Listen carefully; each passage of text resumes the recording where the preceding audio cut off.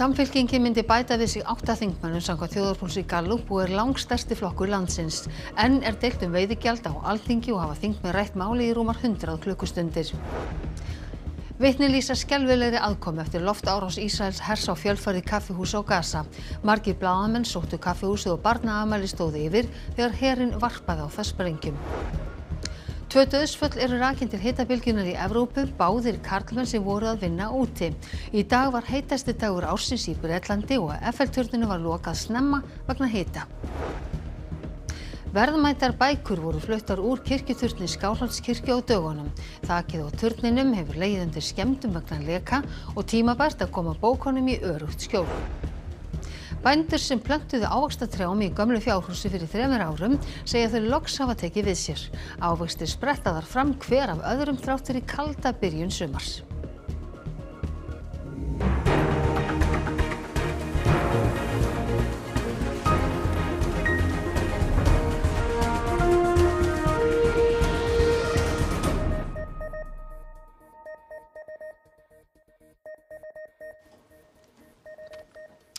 Komið sæl. Samfylkingin með mesta fylgi sem flokkurinn hefur mælst með í 16 ár samkvæmt nýjum þjóðarpúlsi Gallup. Aðrir stjórnarflokkar tapa fylgi og stuðningur við ríkisstjórnina dalar. Samfylkingin bætir við sig prósentustigi á milli mánaða, fer úr 30,7% í 31,8%. Flokkurinn hefur ekki mælst með meira fylgi síðan í apríl 2009 í stjórnartíð Jóhönnu Sigurðardóttur. Sjálfstæðisflokkurinn tapar hins vegar tæpu prósentustigi á milli mánaða og mælist með 20,6%. Viðreisn dalar sömuleiðis og mælist nú með 13,7%, en Miðflokkurinn bætir við sig 2 prósentustigum og fær 10,7%. Flokkur fólksins missir prósentustig og með 6,5%. Fylgi Framsóknar breytist lítið og nú 5,6%.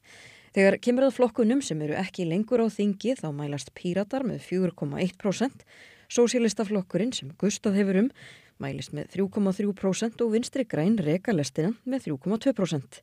Stuðningur við ríkisstjórnina minnkar 4 prósentustig á milli mánaða og nú í 63%.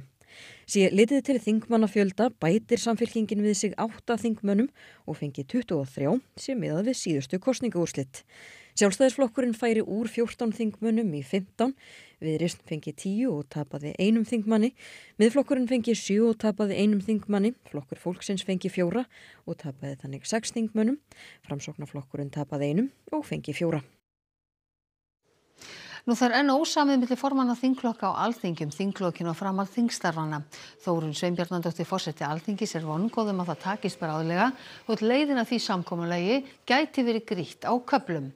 Hún segir skynja vilja allra þingflokksformanna til að semja þinglokin og hefur fundað með þeim í dag vegna þessa. Á meðan ósamið heldur önnur umræðu veiðigjaldsfrumvarp ríkisstjórnarinnar áfram og slær lengd umræðunnar hvert metið á fætur öðru.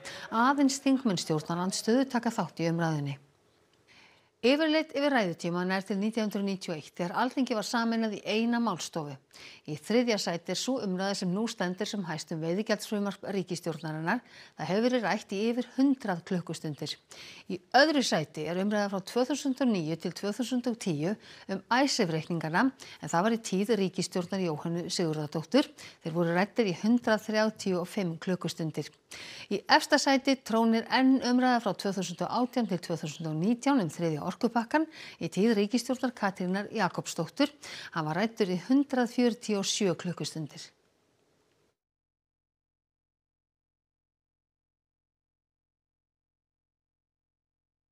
Ég að vona að við séum að finna leið að samkomulagi. Það kann að verða grýtt leið á köflum en ég skynja ekki annað en samningsvilja allra þingflokka á þingi og þá það verkefnið að ná niðurstöðu sem við getum unnað við. Hvaða tímaramma þið að tala um? Sko við höfum ekki verið að setja okkur einhverja tímaramma eða einhverja svona gerfi fresti. Við þurfum að leysa þetta. Við vitum auðvitað að tíminn kannski ekki endilega að vinna með okkur en ég held hins vegar að við skiljum öll hér að hér þarf að leysa þennan hnút og að það verður ekki gert nema allir leggja sig fram. Ólafur Þ. Harðarson, velkomin hingað til okkar. Hvað segir þú þessa stöðu sem núna uppi á Alþingi? Já, þetta náttúrulega snúin staða og í augnablikinu þetta stál í stál og málþófið orðið gríðarlega mikið.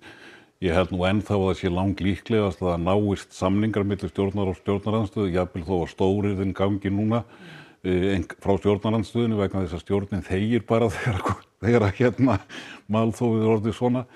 En þetta málþóf hins vegar getur í rauninni eftir breytingar á þingsköpum 2007 haldið áfram endalaust. En getur þetta haldið áfram svona eins og við þessi birtingarmynd sem við erum að horfa á þingir okkur einasta degi? Í rauninni höfum við þessa málþófshefð í íslenska þinginu sem er gjörsamlega óþekkt hér í nágrannalöndunum. Þar bara ákveðin tími sem að stjórn og stjórnarandstaða hafa. Þetta hins vegar ósiður hjá okkur og í rauninni held ég mikil meinsemd fyrir þingið og fyrir lýðræði, ekki bara þetta málþóf núna, heldur málþófið eins og það hefur tíðkast í gegnum tíðina. En finnst þér líklegt að meirihlutinn bregði til þess að beita þessu svokallaða 71. grein og stöðva umræðuna? Ég held að það sé svona á þessum tímapunkti frekar ólíklegt. Þetta í rauninni ákvæðið sem þú ert að tala er neyðarhemill. Þar sem að þegar að málþóf hefur staðið mjög lengi þá getur þingmeirihluti ákveðið eða samþykkt að hætta umræðum og greiða strax atkvæði það mál sem að menn hafa verið að tala kannski í einhverja mánuði. Þessu ákvæði var bara beitt 10 sinnum á síðustu öld þó það hafi verið í þingskapalögunum frá 1876. Þannig að menn forðast að beita því. Og síðast var því beitt 1959. Menn forðast að beita því, menn hafa verið hræddir við að beita því og haldið að þá muni allt fara í lok og læs og stál og upplaust. En leikjafræðin sem að liggur beint við fyrir ríkisstjórnina ef að stjórnarandstaðan ætlar að halda svona áfram að segja bara elskuna mínar, taliði bara eins lengi og viljið. Og svona einhvern tímann í byrjun ágúst fara þá kannski að velta því fyrir sér að beita þessum neyðarhemli. En ef við förum í Gallup-könnunina sem við sögðum frá hérna rétt áðan, er þessi atburðarás á Alþingi, hún að endurspeglast í þessari útkomu könnunar Gallup þessa nýju? Það nú erfitt að segja það og í rauninni kannski fljótt á litið ekki líklegt. Sérstaklega vegna þess að það kom nú líka könnun fyrir í vikunni frá Maskínu og þar munar fáeinu prósentum á einstökum flokkum en ef maður skoða báðar kannanirnar fær maður skýra heildarmynd af stöðunni eins og hann núna. Og það sem merkilegast það að fylgi stjórnarflokkana samanlagt núna 52% hjá Gallup og svipað hjá Maskínu, eiginlega nákvæmlega það sama og flokkarnir höfðu í kosningunum síðustu. Milli stjórnarflokkana hafa hins vegar orðið breytingar, þannig að Samfylkingin hefur bætt mjög vel við sig. Flokkur fólksins tapað helmingi fylgisins og Viðreisn bara nokkurn veginn haldið sjó. Stjórnarandstaðan var með 39% samanlagt, þessi 3 flokkar á þingi í kosningunum, þeir eru núna með 37. Þannig að breytingarnar eru litlar. En við sjáum hvað setur, það komin júlí og við sjáum hvað setur í næstu könnun. Ólafur Harðarson, takk fyrir að koma hingað til okkar. Takk. Og við snúum okkur öðru. Nærri 40 voru drepin í loftárás Ísraels hers á fjölfari kaffihús í Gazaborg í gær. Barnaafmæli stóð yfir þegar árásin var gerð og kaffihúsið var vinsælt á meðal blaðamanna. Þúsundir barna hafa misst annað eða bæði foreldri í stríðinu. Al-Baqa kaffihúsið í Gazaborg stóð enn eftir tæpa 19 mánuði af stríði, þangað til í gær. Gestir gátu tengst netinu og var kaffihúsið þess vegna vinsælt meðal blaðamanna. Á meðal þeirra sem voru drepin í gær var fréttaljósmyndarinn Ismail Abu Haddab. Það var líka barnaafmæli á kaffihúsinu þegar herinn varpaði sprengjunum. Sjónarvottar lýsa aðkomunni sem skelfilegri. مكان مكتظ بالأطفال وبالنساء بالعائلات فجأة قاعدين في أمان الله فجأة F-16 طيران حربي مش مسيرة. ضربوهم F-16 قطعوا الأطفال والنساء وقطعوا الشباب وقطعوا الرجال والعمال ما ضلش حد كله. Talið að minnst 40.000 börn hafi mist annað eða bæði foreldri frá því að stríðið hófst. Sum þeirra hafa fengið athvarf hjá samtökum í Gazaborg eins og hinn 12 ára Rama. احنا نايمين على الساعة 10 قصفوا الدار بعديها ماما وبابا السجنة واخويا الصغير وعاد بس. Hana dreymir að verða læknir í framtíðinni en heitasta óskin að stríðinu ljúki. خلص الحرب نرجع على بيوتنا. Magnús Þór Hafsteinsson, sjómaður og fyrrverandi þingmaður, er látinn 61 árs að aldri. Lögreglan á Vestfjörðum greinir frá því að Magnús Þór hafi látist þegar strandveiðibátur sem hann var á sökk úti fyrir Patreksfirði í gær. Magnús Þór sat á þingi fyrir Frjálslynda flokkinn 2003 til 2007 og var varabæjarfulltrúi sama flokks á Akranesi 2006 til 10. Síðar gekk hann til liðs við Flokk fólksins og fór í þingframboð undir hans merkjum. Magnús Þór var blaðamaður norska sjávarútvegsblaðsins Fiskarinn og fréttamaður RÚV í útvarpi og sjónvarpi í kringum síðustu aldamót. Hann fékkst hann við ritstörf, sendi meðal annars frá sér 3 bækur seinni heimsstyrjöldina og þýddi fjölda bóka.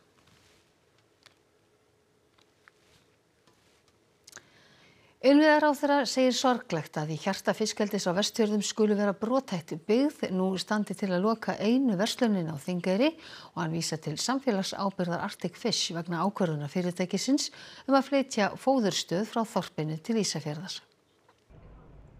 Fjölmennur íbúafundur var haldinn á Þingeyri í gær ákvörðun fiskeldisfyrirtækisins.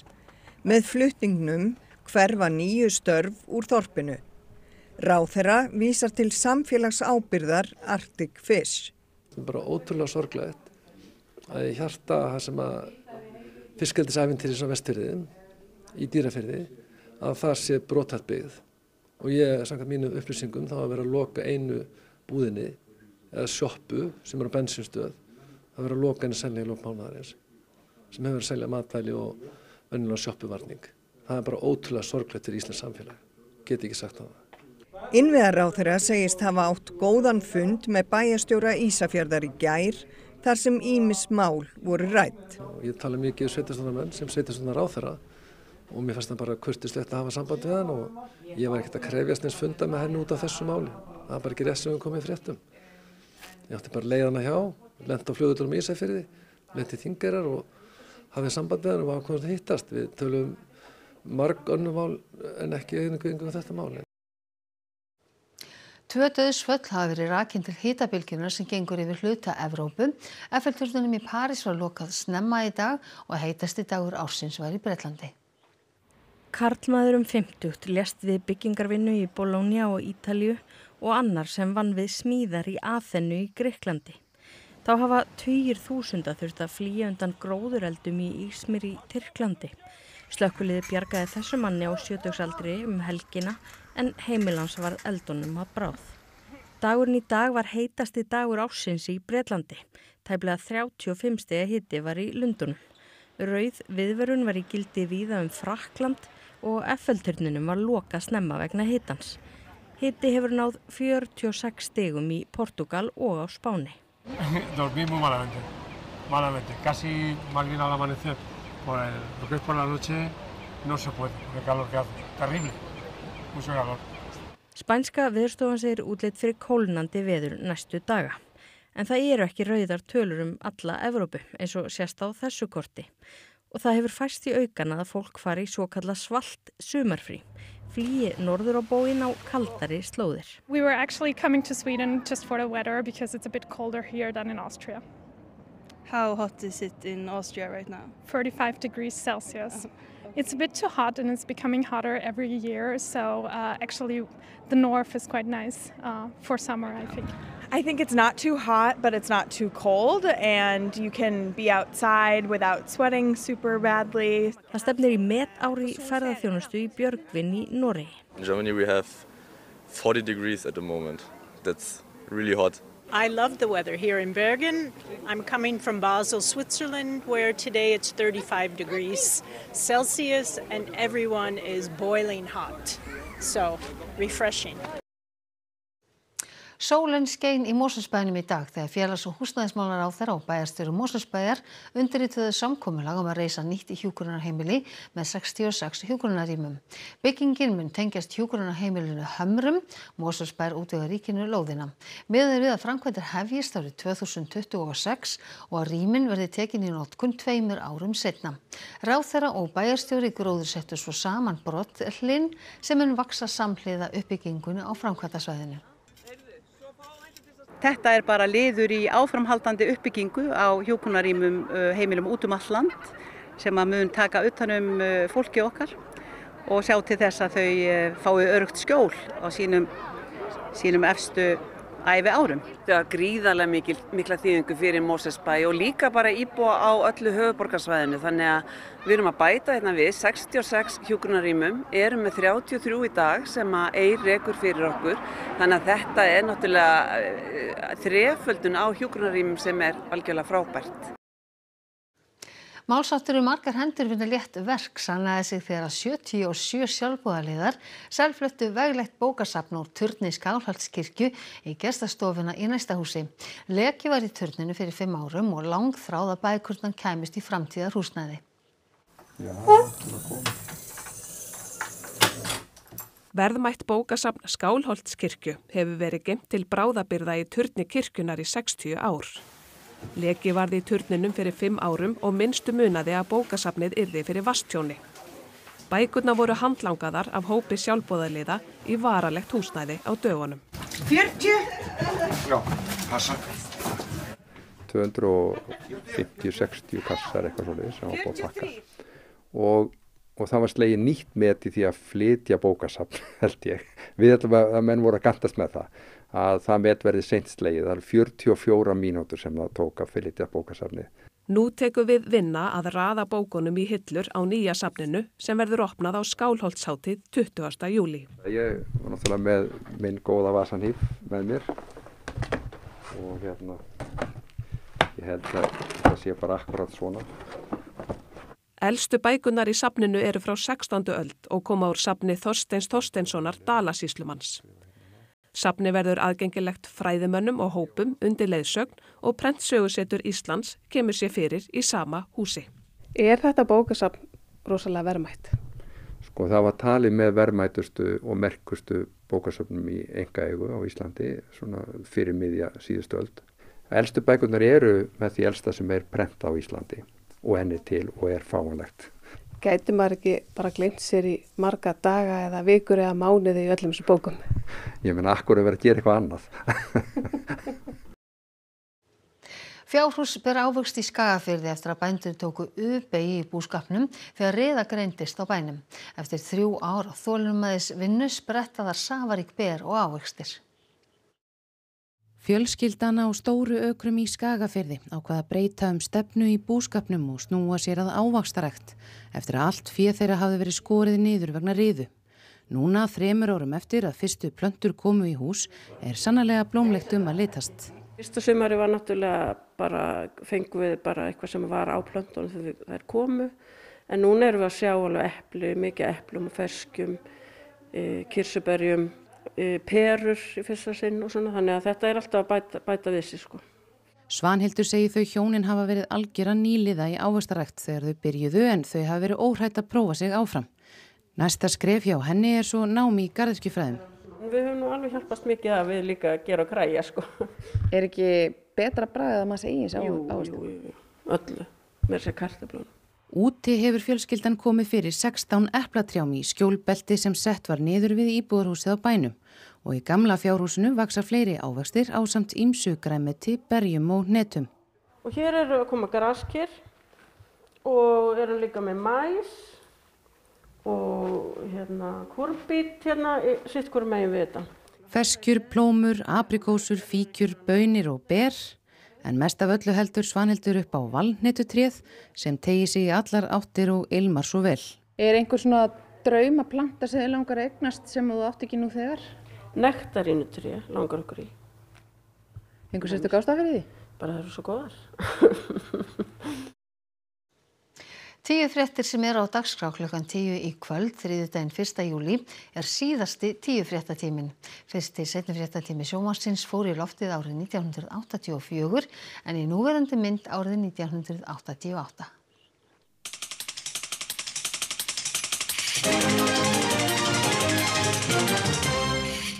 Gott kvöld. Það var sem sagt fyrir meira en 40 árum að tekin var ákvörðun að byrja með seinni fréttir. Þetta var árið 1984. Seinni fréttir voru yfirleitt í dagskrárlok en klukkan 11 frá 1988. Á þeim tíma var aðalfréttatíminn klukkan 8. Seinni fréttir voru viðbót við aðalfréttatíman og áhersla lögð á að fjalla sérstaklega það sem hafi gerst það kvöldið. Hér í húsakennu fjármálaráðuneytisins í Arnarhvoli situr enn hópur framhaldsskólanema. Árið 1999 var tekin ákvörðun að færa aðalfréttatíman til klukkan 7 og árið síðar voru seinni fréttir færðar til klukkan 10 og voru með tíð og tíma kallaðar 10 fréttir. Þannig að í 25 ár hafa fréttir sjónvarps verið klukkan 7 og 10. Nú breytist það frá og með morgundeginum. Á morgun hefst EM kvenna í fótbolta í Sviss og þar eru stelpurnar okkar meðal þáttakenda. Á meðan á því móti stendur verða fréttir klukkan 9, klukkan 21. Og þá verða fréttirnar ekki fleiri frá okkur á fréttastofu í kvöld, en við bjóðum ykkur góða nótt.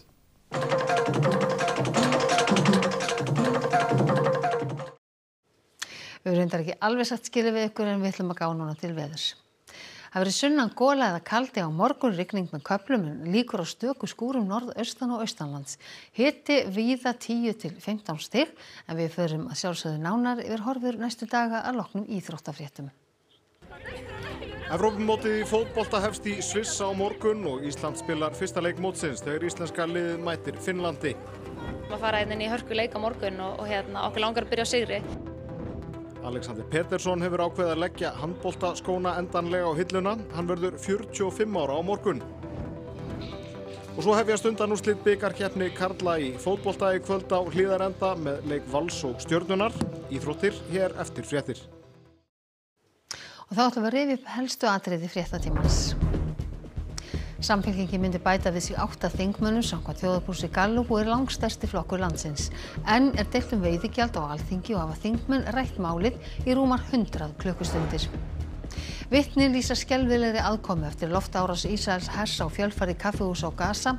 Margir blaðamenn sóttu kaffihúsið og barnaafmæli stóð yfir þegar herinn varpaði á það sprengjum.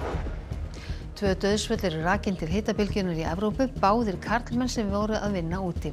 Í dag var heitasti dagur ársins í Bretlandi og Eiffelturnunum var lokað snemma vegna hita. Verðmætar bækur voru fluttar úr kirkjuturni Skálholtskirkju á dögunum. 77 sjálfboðaliðar lögðu hönd á plóg til að koma bókunum í öruggt skjól.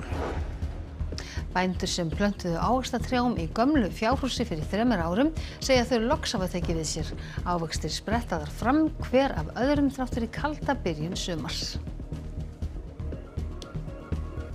Þessum fréttatíma er að ljúka og nú er komið að íþróttum og veðri. Við minnum ykkur á að fréttir annað kvöld eru á dagskrá klukkan 21, klukkan 9 vegna EM kvenna í fótbolta í Sviss. Nú nýjustu fréttir má eins og alltaf nálgast á ruv.is en næstu fréttatímar þeir eru í útvarpi og sjónvarpi klukkan 10 í kvöld en sjónvarpsfréttir klukkan 10 í kvöld eru jafnframt síðustu 10 fréttirnar hér hjá okkur í sjónvarpinu. Við sjáumst þá, verið sæl að sinni.